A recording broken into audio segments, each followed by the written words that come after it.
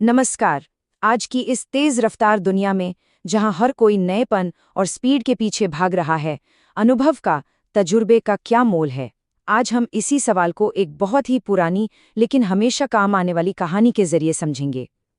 ये कहानी है एक बुद्धिमान बूढ़े हाथी की, जिसकी याददाश्त उसके पूरे झुंड के लिए जीने की आखिरी उम्मीद बन गई थी। अच्छा, कहानी में आगे बढ़ने से पहले जरा एक बात सोचते हैं। जब जिंदगी में कोई बड़ी मुश्किल आ जाती है तो हमें असल में बचाता क्या है? हमारी ताकत, हमारा जोश, या फिर वो ठहराव और समझ जो सिर्फ और सिर्फ सालों के तजुर्बे से मिलती है? ये कहानी इसी सवाल की गहराई में उतरती है। और यहीं पर हमारी कहानी का असली टकराव सामने आता है। एक तरफ है युवा हाथियों का जोश, उनकी बेहिसाब ताकत, और दूसरी तरफ है एक बुजुर्ग हाथी का होश, जिसका असली पावर उसकी यादों में, उसके अनुभव में छिपा है। तो चलिए देखते हैं कि जब बात वजूद बचाने की हो तो इन दोनों में से किसकी जीत होती है। तो कहानी की शुरुआत होती है एक बहुत ही खामोश लेकिन बेहद खतरनाक तबाही से। एक ऐसा संकट आ पड़ा था जिसमें पूरे झुंड को खत्म कर देने की ताकत थी। जरा उस मंजर की कल्पना कीजिए। सूरज आग बरसा रहा है, जमीन फट चुकी है। जहां कभी लबालब नदियां बहती थीं, वहां अब सिर्फ सूखी दरारें हैं।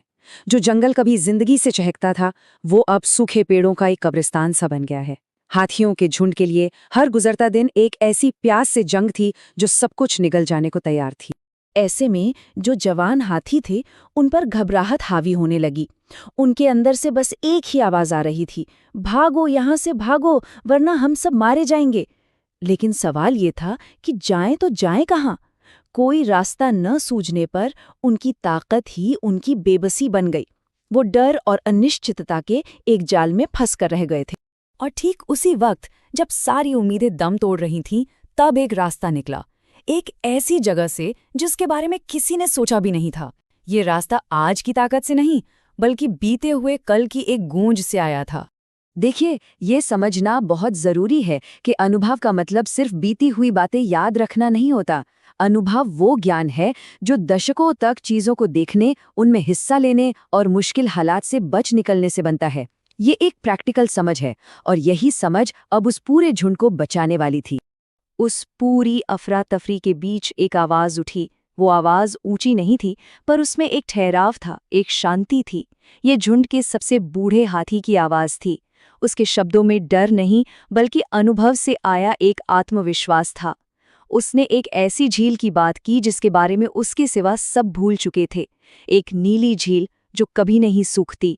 लेकिन जानते हैं, रास्ता जानना एक बात है और मंजिल तक पहुंचना बिल्कुल दूसरी। उस बूढ़े हाथी का ये सुझाव कोई आसान हल नहीं था, बल्कि ये एक बहुत ही कठिन परीक्षा की शुरुआत थी। एक ऐसी परीक्षा जो पूरे झुंड के विश्वास को परखने वाली थी। वो जो 3 दिन का सफर था ना, वो भावनाओं का एक रोलर कोस्टर जैसा था। पहले दिन एक नई उम्मीद थी जो सबको आगे बढ़ा रही थी। लेकिन दूसरे दिन, जब सूरज और ज्यादा तप रहा था और पानी का कहीं कोई निशान नहीं था, तो जिस्म की थकावट अब शक में बदलने लगी थी। और तीसरा दिन उनके सब्र की आखिरी परीक्षा थी। या तो उनका विश्वास उन्हें बचा लेता, या वो टूटकर बिखर जाते। दूसरे दिन तक आते आते युवा हाथियों का सब्र जवाब दे गया। उनकी दुनिया में तो हर चीज तुरंत होती है, और इस बूढ़े हाथी का वादा अब उन्हें एक बहुत दूर का सपना लगने लगा था। उम्मीद की जगह शक ने ले ली थी। वो आपस में फुसफुसाने लगे, लगता है ये बूढ़ा हाथी सठिया गया है, शायद वो खुद ही रास्ता भूल गया है। और यहीं पर कहानी एक बहुत ही नाजुक मोड़ पर आ खड़ी होती है। थके हुए शरीर और शक से भरे दिमाग के साथ अब झुंड को एक फैसला लेना था। क्या वो उस बूढ़े हाथी और उसके वादे को छोड़कर वापस उसी जानी पहचानी निश्चित मौत की तरफ लौट जाएं, या फिर अपनी बची खुची हिम्मत को एक पुरानी याद पर दांव पर लगा? नहीं, उन्होंने हार नहीं मानी। उन्होंने विश्वास की उस पतली सी डोर को थामे रखा, और इसका जो इनाम उन्हें मिला वो सिर्फ उनकी प्यास बुझाने वाला नहीं था, बल्कि दुनिया को देखने का उनका नजरिया हमेशा हमेशा के लिए बदलने वाला था। तीसरे दिन की शाम, जब सूरज आसमान को नारंगी और बैंगनी रंगों से भर रहा था, तब उन्होंने उसे देखा। पहाड़ों के बीच छिपी हुई गहरे नीले रंग की एक चमक।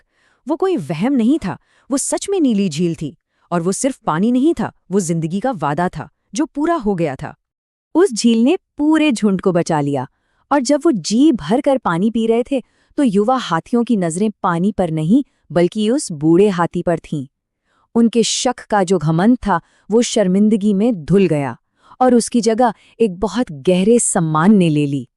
वो सब उसके पास गए और बिना कुछ कहे माफी और शुक्रगुजारी में अपना सिर झुका दिया। तो इस पूरे अविश्वसनीय सफर से हम क्या सीखते हैं? वो कौन सी बड़ी सीख है जो वक्त से भी परे है और हमारी अपनी जिंदगी पर भी लागू होती है? चलिए इस कहानी के असली ज्ञान को समझते हैं। ये एक वाक्य, बस ये एक वाक्य उस पूरी सच्चाई को बता देता है जिससे युवा हाथियों ने बड़े ही मुश्किल तरीके से सीखा था।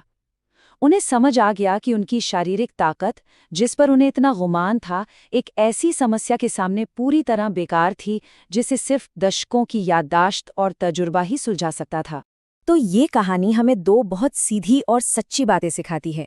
पहली, कि हमारे बड़ों का अनुभव एक अनमोल खजाना है, ज्ञान का एक ऐसा भंडार जिसे हम अक्सर नज़रअंदाज कर देते हैं।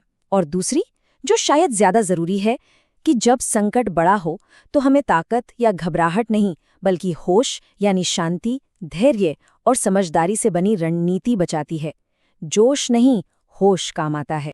और सदियों पुरानी ये कहानी आज के दौर के लिए एक बहुत ज़रूरी सवाल छोड़ जाती है।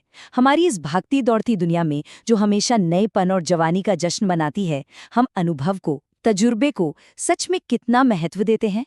क्या हम अपने आसपास के बुद्धिमान बूढ़े हाथियों की सुनते हैं? ये एक सोचने वाली बात है।